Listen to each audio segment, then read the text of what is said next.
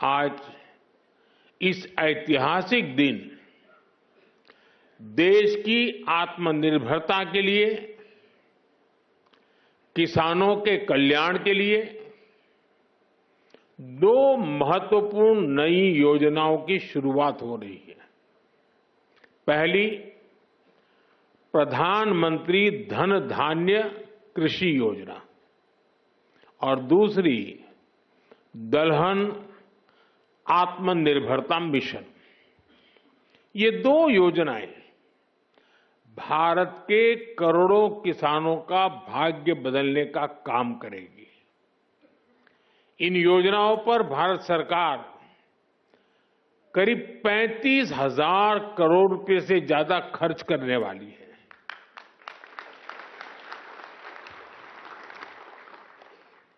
मैं सभी किसान साथियों को पीएम धन धान्य कृषि योजना और दलहन आत्मनिर्भरता मिशन के लिए बहुत बहुत बधाई देता हूं। साथियों, खेती और किसानी हमेशा से हमारी विकास यात्रा का एक प्रमुख हिस्सा रही है। बहुत जरूरी होता है कि बदलते समय के साथ खेती किसानी को सरकार का सहयोग मिलता रहे, लेकिन दुर्भाग्य से पहले की सरकारों ने खेती किसानी को अपने हाल पर ही छोड़ दिया था। सरकार की तरफ से कृषि को लेकर कोई विजन ही नहीं था, कोई सोच ही नहीं थी। खेती से जुड़े अलग अलग सरकारी विभाग भी अपने अपने तरीके से काम करते थे और इस वजह से भारत की कृषि व्यवस्था लगातार कमजोर होती जा रही थी।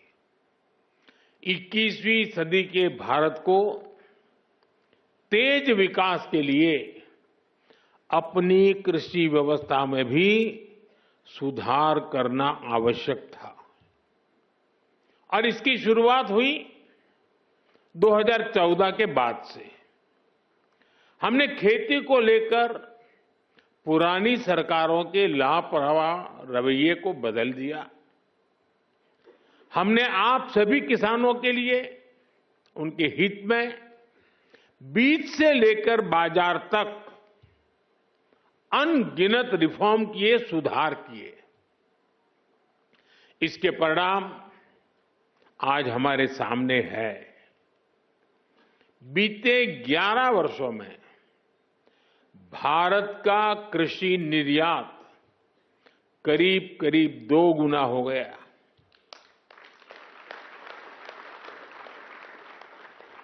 अनाज उत्पादन पहले जो होता था करीब करीब 900 लाख मैट्रिक टन और बढ़ गया। फल और सब्जियों का उत्पादन 640 लाख मैट्रिक टन से ज्यादा बढ़ गया। आज दूध उत्पादन में हम दुनिया में नंबर 1 है। भारत दुनिया का दूसरा बड़ा फिश प्रोड्यूसर है। भारत में शहद उत्पादन भी 2014 की तुलना में 2 गुना हो गया है। अंडे का उत्पादन भी बीते 11 वर्षों में डबल हो गया है। इस दौरान देश में 6 बड़ी फर्टिलाइजर फैक्ट्रियां बनाई गई हैं। 25 करोड़ से ज्यादा सॉइल हेल्थ कार्ड किसानों को मिले हैं। 100 लाख हेक्टेयर में सूक्ष्म सिंचाई की सुविधा पहुंची है। पीएम फसल बीमा योजना से करीब 2 लाख करोड़ रुपए, यह आंकड़ा छोटा नहीं है, 2 लाख करोड़ रुपए क्लेम के रूप में किसानों को मिले हैं। बीते 11 साल में 10,000 से ज्यादा किसान उत्पाद संघ एफपीओज बने हैं। अभी मुझे आने में देरी इसलिए हुई कि मैं कई किसानों के साथ गप्पा गोष्ठी कर रहा था। अनेक किसानों से बात हुई, मछुआरों से बातचीत हुई, महिलाएं जो कृषि क्षेत्र में काम कर रही हैं उनके अनुभव सुनने का अवसर मिला मुझे।